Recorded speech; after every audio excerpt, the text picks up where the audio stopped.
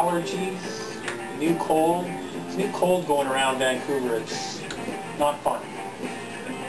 So, bear with me. Hawks have to take care of some business first, though. Last year, the Hawks, Game 6 against Calgary, they won. Game 6 against Vancouver, we all know that game very well as Hawk fans.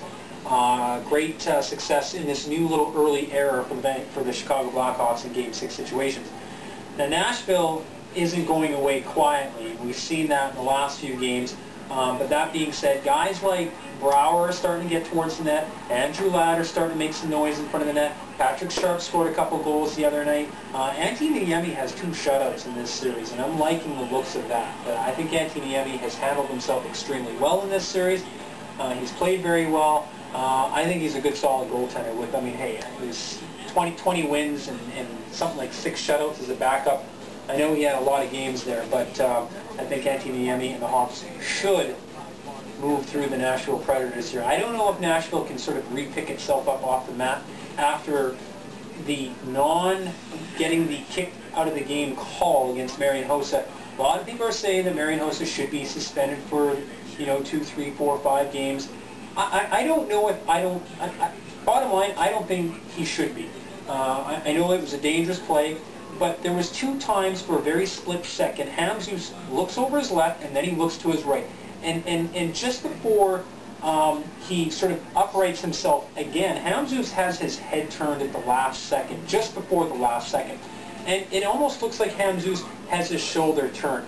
That being said, was it dirty? I'm not going to say it was dirty.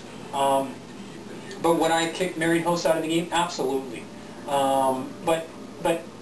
And people are saying that, Hossa's was worse than Alex Ovechkin's or just the same. No, it wasn't. Alex Ovechkin shoved Brian Campbell, like shoved him with his stick, okay? I can't remember if it was with the stick, but it was a 2-hand shove, and there was some good muscle behind that shove. So I don't agree. I think Hossa should have got the gate. I think he should have been 5 minutes and the gate. I honestly don't know, and maybe I'm biased because I'm a Hawks fan, but I've got no problem also if they suspend him for 2 games. I've got no problem with that.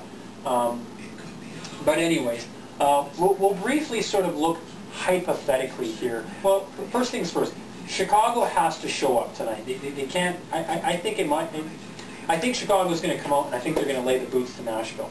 But for Chicago to do that, everybody has to be clicking. Everyone has to be flying. Everyone has to be a part of it, has to show up and get right in the middle and show up and suit up as the young Blackhawks are starting to realize that, you just don't get the Stanley Cup handed to you because everyone's predicting that you and Washington or you and whomever are going to be in the Stanley Cup. Bottom line is Chicago has to show up tonight, and they have to show up for 60 minutes. The bottom line is guys like Troy Brouwer have to start chipping in. Chris Versteeg has to start chipping in. When Versteeg and Brouwer and guys like Sharp and Laddie, Andrew Ladd start chipping in, then I'm convinced. Kane and Taves I'm never worried about because I know they're going to show up, they're going to do their thing. Seabrook has to sort of get his legs underneath him. Now, I don't know if Seabrook's hurt, but the bottom line is this. If Chicago and Vancouver face one another, there's too much of a big gap here, and I don't like this once again. The second round will start. If the Hawks win tonight, the second round will start on Friday in Chicago. That's a benefit towards Chicago, and that hopefully gives the Hawks a little bit of rest. The Hawks have been the most busiest team since the Olympic break. After that Olympic break, I think the Hawks were the only team in the NHL where they got 2 days off in between games. I think they had a couple days off, and then bang, they went into every other night. And then in that little short window, I think they only got 2 nights off in a row. So the Hawks aren't going to be too disappointed about having too many days off. But again, this is the same thing. I think Chicago got a little flat-footed in this first series, because they had this mentality. That's just my opinion. I think they had a mentality sort of thinking that, we're going to win. No, you've got to work. You've got to win 12 games to win the Stanley Cup. And that means you've got to kick, claw, scream, shout, whatever, put the puck in the net, play tight defense, and battle. But I'm not certain if this break is going to hurt the Hawks or if it's going to be a benefit towards them. I think in a way it might help them. But last year we've seen the Canucks going into that second round against Chicago. I think Vancouver had between 7 and 9 days, and that hurt them. You could tell. I don't want to use excuses, but the bottom line is the series between Vancouver and if Chicago wins tonight It will be the Hawks in Van City, and it is going to be electric. It is going to be unbelievable. There's a hate, there's a love, there's a respect, there's a passionate sort of feel, even in Vancouver. We want this series. They want the Hawks. You know, you love them, hate them, whatever.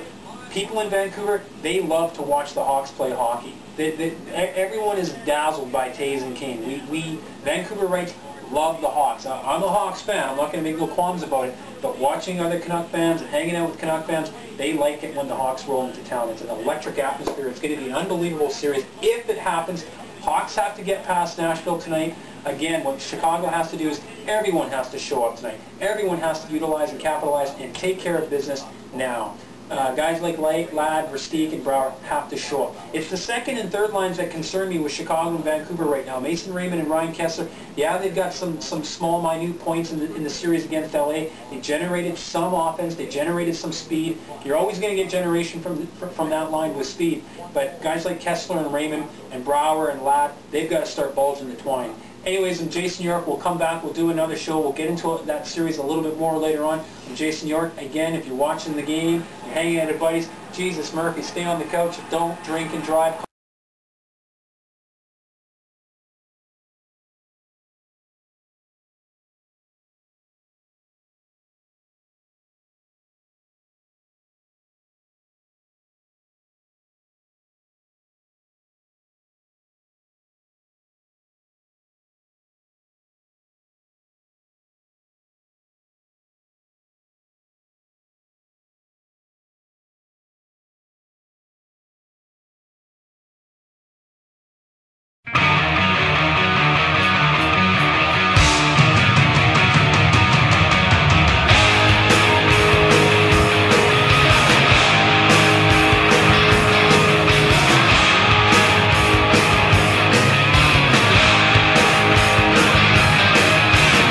They say music is the food of love.